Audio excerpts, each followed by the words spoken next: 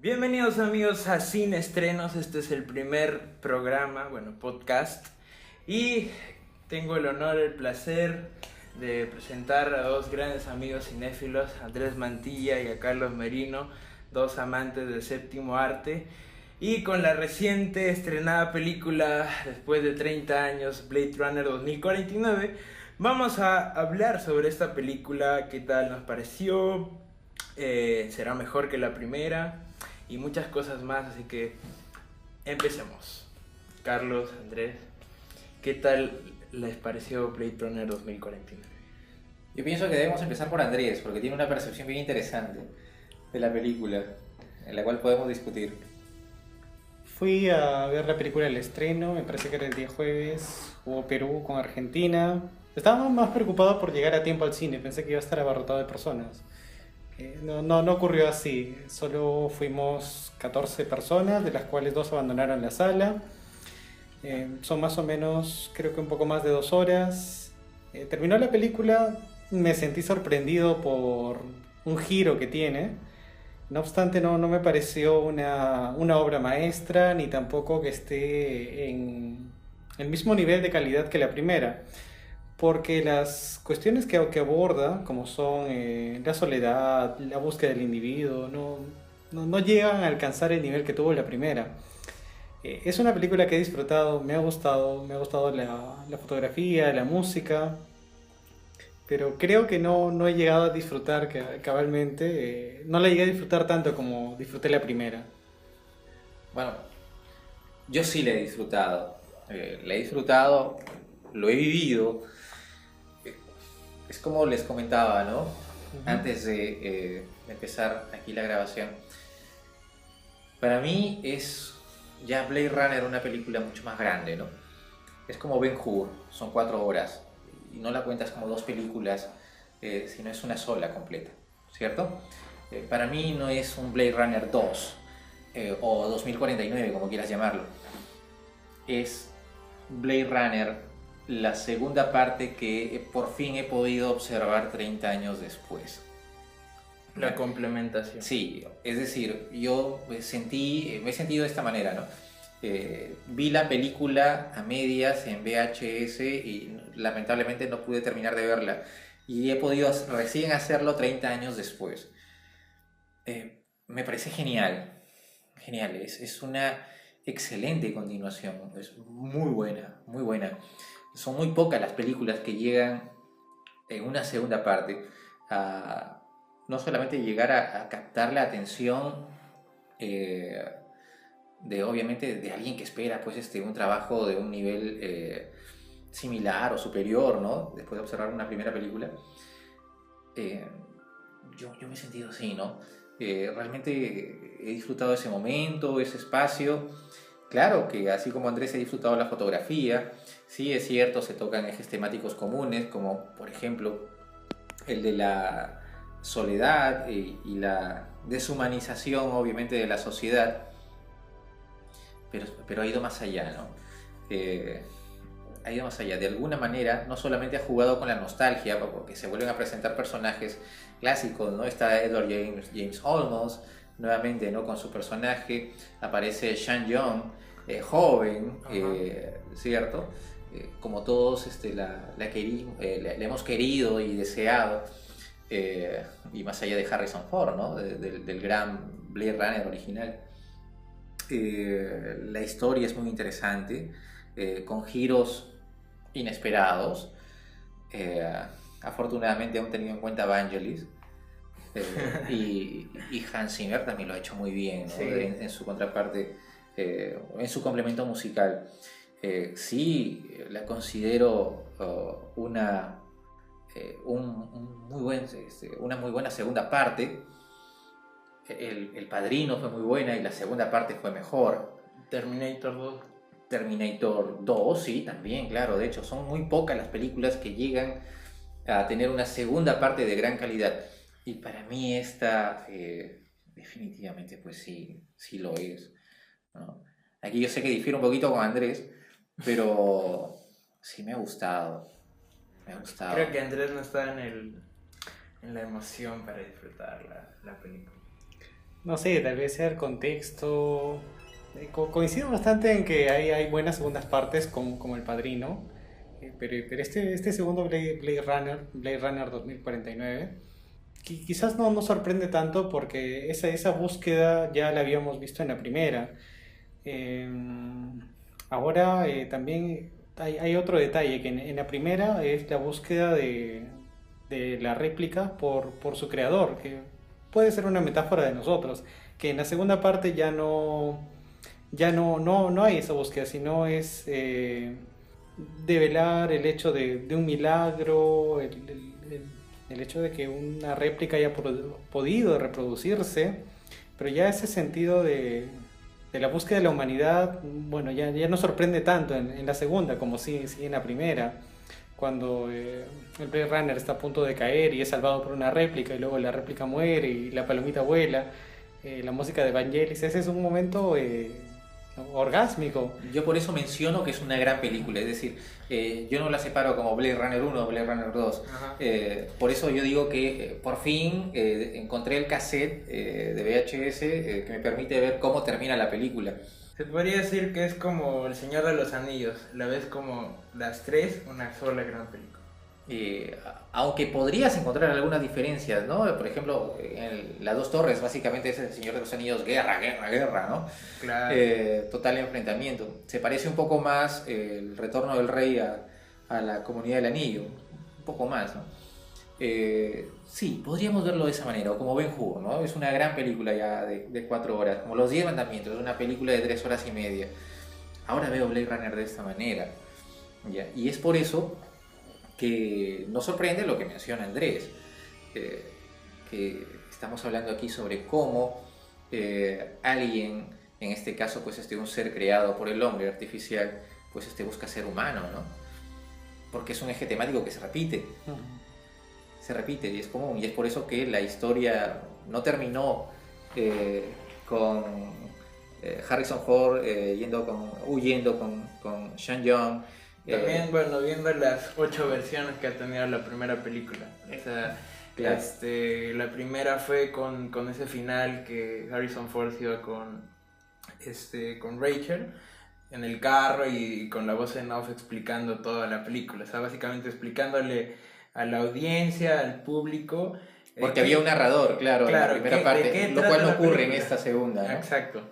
Y con ya el corte final de Ridley Scott, bueno, supuestamente dicen que es su corte final, ya lo corta ahí, en el mismo ascensor y con la escena del unicornio, que fue lo que despertó las teorías de que Harrison Ford era replicante.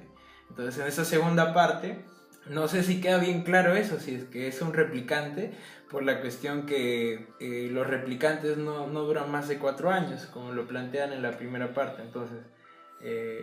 Pero tampoco podían tener hijos, ¿no? Exacto. Y ahora sí es posible, ¿no? Y es por eso que el Blade Runner original tal vez fue hecho, ¿no? Fabricado para que se una, en este caso a Rachel, pues, ¿no?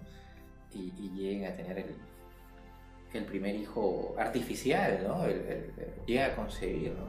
A procrear el primer ser artificial, ¿no? De esa manera, lo cual la hace mucho más interesante, porque de alguna manera te dice, ¿no?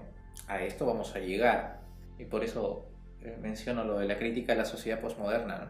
Es cierto, se habla mucho sobre la soledad, en este caso los Blade Runner, ¿no? Que es común, pero también encuentro que se discute de alguna forma, mejor dicho, te plantea lo que se va a discutir a futuro, cuando nosotros seamos lo suficientemente capaces de crear máquinas que van a contener programas que nos van a ayudar a tener sentimientos o emociones, nosotros vamos a discutir lo siguiente: ¿quiénes somos nosotros para juzgar qué es humano o no? Eso se plantea en la primera, ¿no? Y también en la segunda. Claro, con la de la inteligencia artificial, lo que le da un plus. Exacto. Por eso menciono que es una película grande, o sea, no hay una segunda parte, la película continúa y es por eso que atrapa. A mí me atrapa. O sea, es como que terminan, se juntaron las dos películas, terminan el ascensor, ya, 30 años después. Exacto, 30 años después volví a encontrar el cassette y termino de ver la película. Yo lo he sentido de esa manera. Por eso considero que es, va a ser considerado un clásico contemporáneo. Sí, de hecho. ¿Qué opinas de la inteligencia artificial? Cuando hablamos de inteligencia artificial siempre, bueno, incluso he tratado de conversar con Alice a partir de mi inglés bastante básico, pero no, noto que en la actualidad, al menos a partir de esa inteligencia artificial, noto que no hay detalles en el lenguaje que no pueden captar, o sea, no pueden captar, por ejemplo, el doble sentido o no pueden inferir, pero la tecnología avanzará tanto que en algún momento sí lo logre y es una pregunta sobre...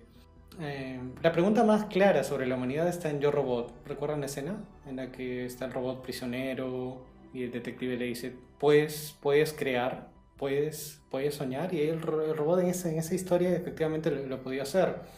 Desde la perspectiva de Carlos, de ver Blade Runner ya no como una segunda parte, sino como una continuación, sí sería bastante lógico disfrutarla.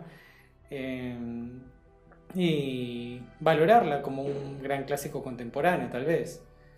Sin embargo, es una segunda parte, es una continuación. Creo que tendría que volver a revisar Blade Runner 1, más de las versiones que he visto, y bueno, esperar tiempo para que... La novela. Revisar la novela, la película.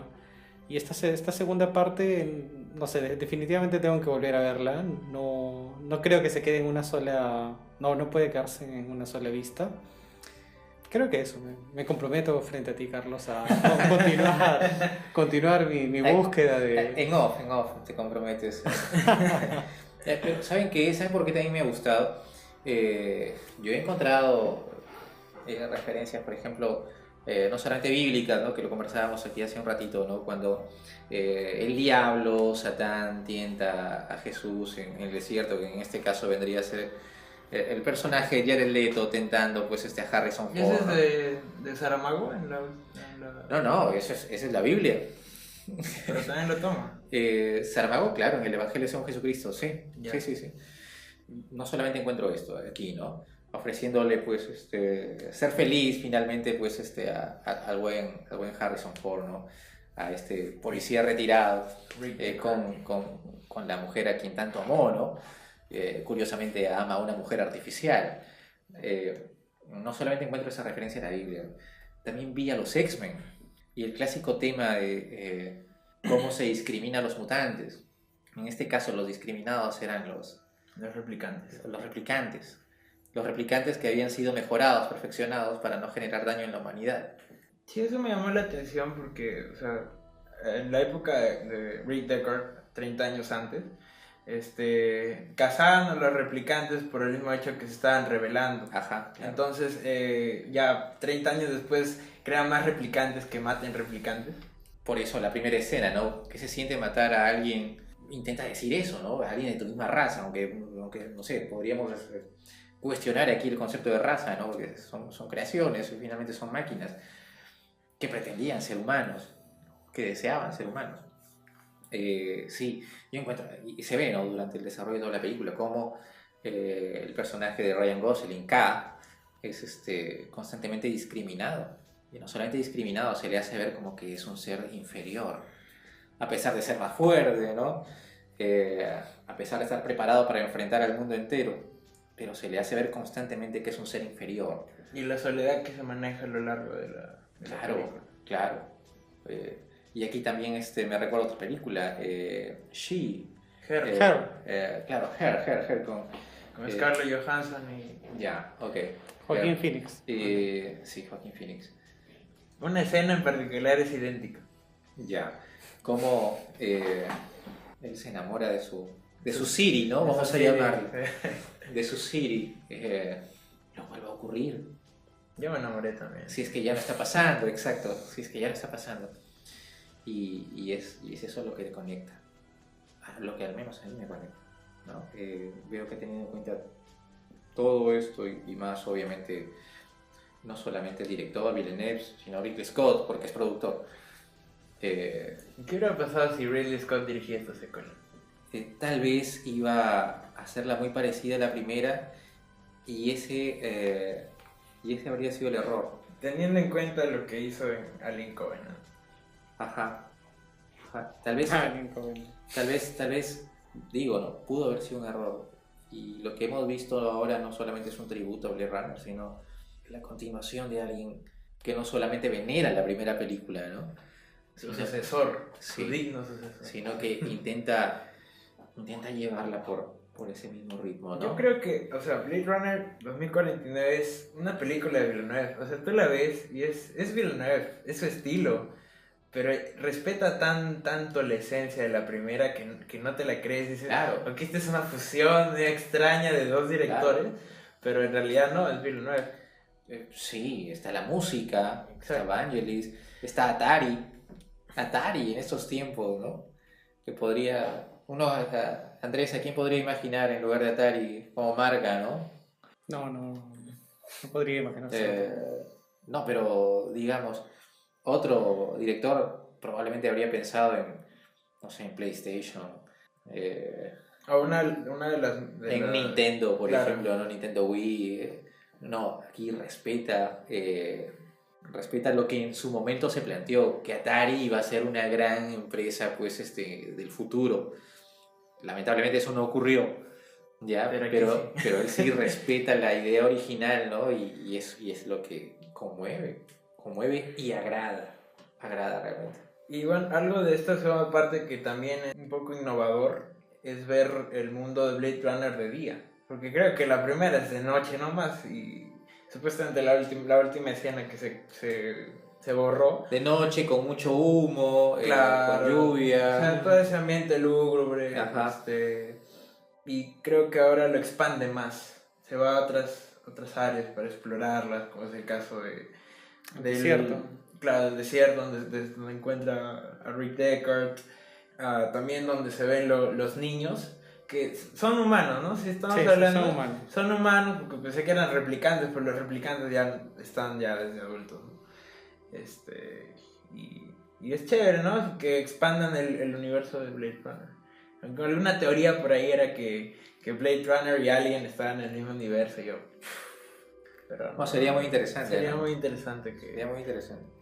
Depende de quién lo maneja. En este caso, si lo manejara Denis Villeneuve, sería interesante, porque aparte de respetar la historia, el universo, eh, hace más interesante la historia al dar estos giros, ¿no? Que nos han sorprendido en Blade Runner 2049.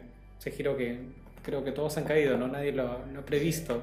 No, esto es con spoilers, así que normal. Bueno, si escuchas estás advertido. Ahora, hay que mencionar a alguien, ¿no? Muy interesante dentro de esta continuación, que es la chica de K, esta mujer virtual, ¿no? Esta compañera fiel, devota del Blade Runner, ¿no? De Ryan Gosling, que durante muchos momentos demuestra ser más humana que algunos otros personajes de la historia, ¿no? Estaba leyendo por ahí bueno, algunas teorías, ¿no? Ya empezaron las teorías de ahora de la segunda parte, que cuando ella muere, cuando es su momento es... Mejor dicho, cuando Bueno, la matan, cuando rompen la máquina. Claro, un momento fuerte. Me chocó a mí, o sea, como ese momento te amo y ¡pah! Adiós. Ajá. Pero de ahí se le ve de nuevo. Hizo el control remoto para que se destruya. Claro, y de ahí se le ve de nuevo la misma chica en el holograma, el gigante, y le dice Joy. Entonces, como que te das cuenta, pero ¿y si es que Wallace, Jared Leto, la programó a ella para que, o sea cómplice de alguna manera? Eso fue una teoría, ¿no? Yo lo que pensé era que se habían inspirado en ella, ¿no? Que era en realidad un modelo en común a vender. Uh-huh. Y es por eso que le propone el nombre de Joe. Tú te llamas Joe, no te llamas K, ¿no? Porque probablemente ya estaba dentro de su programación, ¿no? ¿Qué opinas, Andrés? Podría ser, pero en este caso no. Ahí hay individualidad. O sea, es singular ella al nombrar al tipo, porque el tipo no tenía, me parece, un código, ¿no?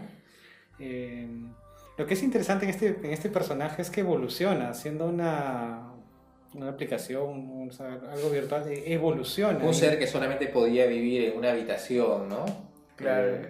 En un mini departamento, de pronto ahora cobra vida y puede salir a pasear con su chico, ¿no? Claro, o sea, En su auto volador, dicho sea. Él le paso. compra por su aniversario un aparato. Una para que- actualización, una podría actualización llamarse. Actualización. para poderse llevarla a cualquier Y parte. ella se emociona, así como lo haría ahora, no sé, una mujer al recibir no sé, un anillo, El momento- un el collar, momento- ¿no? Diamantes, con los Claro. regalos que suele hacer Andrés, por ejemplo. O sea, el momento cuando ella toca la lluvia, sientes como que una inteligencia artificial. Es un momento de humanidad. Claro. Ese es un momento de humanidad, ¿no? Y es por eso que me ha atrapado la película, ¿no? Como la primera, como la primera parte que vi hace 30 años, ¿no? Y es por eso que considero que la historia continuó, no es una segunda parte distinta, y es lo que yo rescato. O sea, en la primera parte, ya, el protagonista se enamora de un replicante. En la segunda parte, el protagonista se enamora de una inteligencia artificial. Ujú. Y terminan de la historia del protagonista de la primera parte en un momento poco climático. Bueno, y quizá en la primera parte el protagonista también es un replicante que se enamora de otra replicante, ¿no? Claro, ese es lo caso. Quizá, porque eso de alguna manera, ¿no? Quieren dar a entender o con eso intentan atormentar al buen Harrison Ford, ¿no? Que su actuación me parece brillante. Es Harrison Ford, ¿no? Y cuando se lo propone realmente lo hace bien. No, pero es que, por ejemplo, él ha sido encasillado por Han Solo, por Indiana Jones, pero su papel como que más serio, más dramático, más misterioso ha sido Rick Deckard. Y volver a ese papel después de 30 años, o sea, la malogró en Indiana Jones 4, pero... La malogró completamente, sí. Pero, no fue su culpa en realidad, no fue Claro, su culpa. pero es como que... Fue la culpa de no- Spielberg y de Lucas. Exacto. Ellos tuvieron la culpa. Entonces regresar, claro, regresar a esta segunda parte después de 30 años y el personaje es como si lo hubieras hecho hace, no sé, 6 meses. Es que también es Richard Kimball, porque él también es el fugitivo. Y el fugitivo tiene de Deckard, tiene cosas de Deckard, del Blade Runner. Entonces, es un clásico pues del cine. Creo que no le toma mucho trabajo, ¿no? Volver a tener una muy buena actuación, pero lo hace bien, termina apropiándose de la película al final. ¿Sí sabías que la escena de la paloma la dirigió Kubrick? Stanley Sí. Kubrick, bueno, tiene su toque, ¿no? Tiene su Es toque. que, es que, bueno, eso yo me enteré por los videos que estaba viendo, que bueno, supuestamente Ridley lo llamó a Stanley para que dirija esa escena. Y si te das cuenta, esa escena es básicamente... Tiene su sello, sí, tiene su sello, Es definitivamente. totalmente... Magistral. Claro. Bueno, es esa última escena cuando Rutger Hauer muere, vamos a llamarlo, vamos a utilizar ese concepto, ¿no? Y fue improvisado. Eh, Y fue improvisado. muere, porque no podemos decir aquí si muere o sencillamente su energía se agota Se apaga. y se apaga, que es lo que finalmente nosotros nos vamos a apagar en algún momento también, ¿no? La escena final de Blade Runner 2049 es muy parecida. Con la música Cuando- de Vangelis. Exacto, Sí. cuando Ryan Gosling, pues después de haber cumplido con su misión y de haber hecho el bien, ¿no? De pronto bajo la nieve, pues al menos, ¿no? Es lo que yo pienso, supuestamente ya espera el final y su muerte. Y sacrifica la relación pues con Rick Deckard. Con la frase que dijo, a veces a veces en el amor tienes que ser un extraño. O Tienes sea, que asumir el papel de un extraño. Ajá. Ahora, yo no sé ustedes, pero ¿acaso Deckard le da a entender a Kat, o mejor dicho, lo que quiere decirle es, hey, si tú piensas que yo soy tu padre, pues sé feliz y créelo? ¿Acaso quiere darle a entender eso el personaje de Harrison Ford? Porque en algún momento yo lo llegué a creer. Porque hay un momento que le dice, ¿qué pensabas? ¿O qué quieres pensar? Y yo pensaba, vaya, si tú quieres creer que yo soy tu padre y de esa manera eres feliz y de esa manera Tiene sentido tu existencia. Exacto, para ti. tiene sentido tu existencia, crees que de esa manera eres realmente humano, pues listo, hazlo, créelo. En algún momento llegué a pensar ello mientras observaba la película. ¿Qué opinas, Andrés? Sería como en la primera, sería la búsqueda del sentido a partir de el acceso a nuestro creador. Sería similar, si lo vemos desde esa óptica. Y ahí está otra vez la Biblia, ¿no? Ahí está otra vez la Biblia. Por eso le mencionaba, ¿no? Que Jared Leto en este caso es Satán, ¿no? Y aquí hay alguien pues, que está en la búsqueda de su creador, ¿no? Y al mismo tiempo de su humanidad y tratando de encontrar una respuesta sobre quién es y qué va a ser más adelante en el futuro. Por eso no quería morir el replicante en la primera película, ¿no? Porque quería Seguir disfrutando de lo que ocurría en el mundo, en el universo entero, de todas las bellezas posibles. el diálogo, el diálogo que dice Harrison Ford después de su muerte, ¿no? Lo único que quería saber era las mismas preguntas que nosotros tenemos. De dónde vengo, de cuál es mi propósito. Sí. De hecho lo es. Es que ahí tendríamos que recordar el discurso del replicante, ¿no? Decirle que, bueno, he estado en tantos lugares del universo, he visto fenómenos que jamás imaginarías. O que jamás han visto ustedes. Y luego, ¿qué va a pasar con todo eso? Cuando yo me apague, ¿qué va a pasar? Que evidentemente se refiere al hombre, ¿no? O sea, ¿qué pasa con toda su historia, su memoria? ¿Qué pasa luego de? Mencionaste que como que la primera Blade Runner te hace pensar, después de esa escena, te preguntas sobre ti, sobre tu origen, cuál es tu La sociedad. propósito, incluso el futuro que puede ser así, por todo lo que está pasando ahora, el tema de la contaminación, la depopulación, la crisis y otras cosas, ¿no? Te hace pensar en el amor también. Claro, ¿qué te hace ser humano? Y que finalmente pues a esa otra persona la puedes encontrar en una situación completamente sui generis, ¿no? Completamente sui generis, distinta. En alguien en quien menos te lo imaginas. ¿Cierto? ¿Y qué expectativas tienen para, bueno, si es que hay una tercera parte, una conclusión, un desenlace? Yo espero que no exista una tercera parte. No espero una tercera parte. No quiero que filmen una tercera parte. Aunque es muy posible, precisamente por la escena final, ¿no? Es muy posible. Pero realmente considero que debe acabar aquí. Porque ya está, ya me imaginé que se van a revelar y listo, van a luchar entre humanos y réplicas. La tercera de Matrix. Exacto, por eso, no quiero que llegue a eso. Creo que la pregunta ya está planteada, si en este caso en la 3, ¿qué nos mostrarían? Ya la respuesta, si nos muestran la respuesta a la pregunta de qué es lo humano, luego surge este conflicto, la historia probablemente no sea tan atractiva. Claro que depende mucho de los giros que pretendan darle, pero ya intuyo que, sobre todo como es en el arte o en la literatura, que es el arte de plantear en sí una pregunta, un cuestionamiento, jamás una respuesta. Yo creo que la 3, si es que existe, si es que está en plan o se llega a concretar. En Hollywood todo es posible. Sí. Sería esa respuesta que no esperamos. Y al tener esa respuesta ya no sería atractiva la historia. Tal vez. Yo creo que sería un poco como un relleno. Ya de acción al final, la batalla de replicantes y lo mismo de siempre. Va a depender de la taquilla. Y lo malo es que no le está yendo bien a la taquilla. Igual como le pasó a la primera. Es que no es una película común. Es lógico. Ajá. Si cualquiera entra, digamos, por curiosidad a ver la película, lo que puede ocurrir es que te aburra, ¿no?